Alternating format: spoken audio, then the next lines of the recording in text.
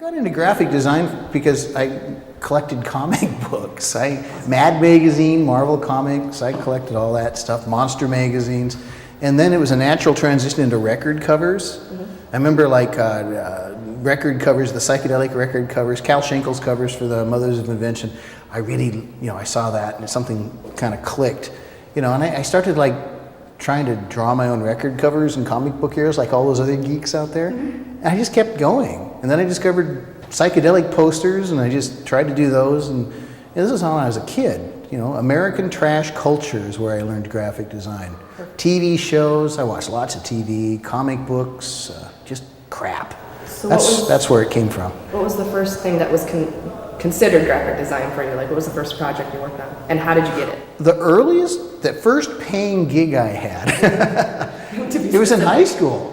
Really? Yeah, I was basically, making psychedelic type. I don't know if you have peachies out here, but peachies are like these cheap paper folder things with pictures on them that you buy for $0.25. And it was a fad back then to carry these things around. And what people would do is carry them and then tape them back together and put stickers on them and write on them and graffiti them. And the idea was to try and keep one going all year until it just looked like a nightmare. And they became works of art.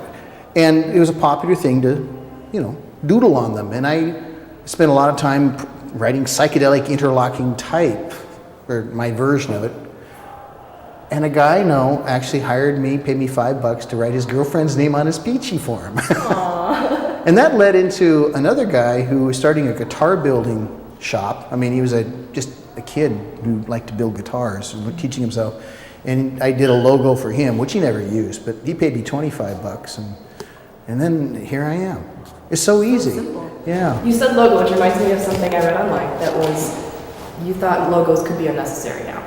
Because I think you used Target as an example of they built this huge corporation off of something as simple as that. Yeah. Cliche. Well, I mean, that's actually a successful logo, but it pre-existed their whole design as commodity campaign. So, I mean, it was around for years prior to that.